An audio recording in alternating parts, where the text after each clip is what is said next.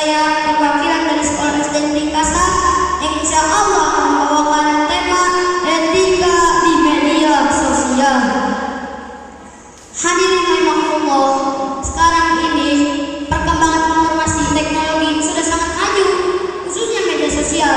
Semua orang pasti memiliki media sosial, mulai dari kalangan remaja, dewasa, bahkan anak-anak.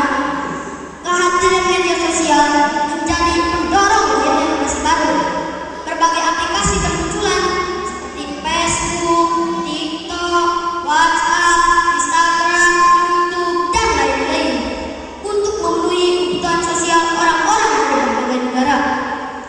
Media sosial dapat menyebarkan berbagai informasi dengan cepat ke seluruh belahan dunia, bahkan bisa mempertemukan orang-orang yang berbeda negara untuk menjalin pertemanan. Yang tadinya saya tidak mengenal siapa Justin Bieber, sekarang saya jadi kenal teman beliau. Itu terjadi berkat adanya media sosial. Hanya saja beliau tidak mengenal saya. Hadirin, walau media sosial terlihat memiliki banyak manfaat, akan tetapi tidak sedikit pula media sosial memiliki sisi negatif yang mampu merubah pola pikir dan perilaku manusia, terutama pada anak-anak. Di antaranya jadi malas dan lupa akan kewajiban sebagai pelajar. Betul tidak? Betul. Selain itu, dampak dari media sosial yaitu cyberbullying.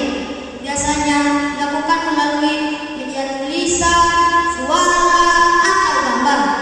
Awalnya mungkin dari dunia maya, ke bawah ke dunia nyata, perang itu, dan pada akhirnya ini nanti di kantor polisi. Waduh, jangan ya dek ya. Dan kasus ini akan terus meningkat jika tidak disertai oleh etika dalam media sosial. Gadget media membagaikan kawan, apa-apa status, mau makan status, mau tidur status, mau BBM status. Hai guys, aku mau BBM nih, ada yang mau? Loh, gak bahaya kan? Bahkan tidak sedikit yang menggunakan media sosial hanya untuk menyebarkan berita hoax atau bohong. Ada banyak isu hoax beredar di Indonesia, mulai dari hoax kesehatan, politik, internasional, pencemaran nama baik, agama,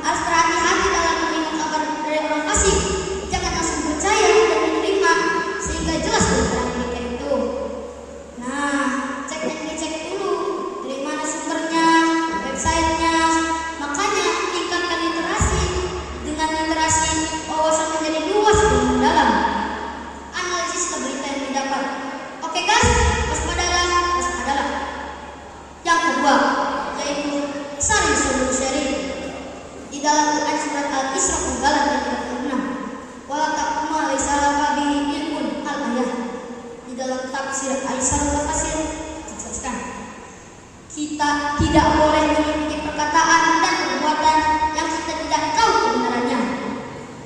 Yang ketiga, jangan banyak bersangka.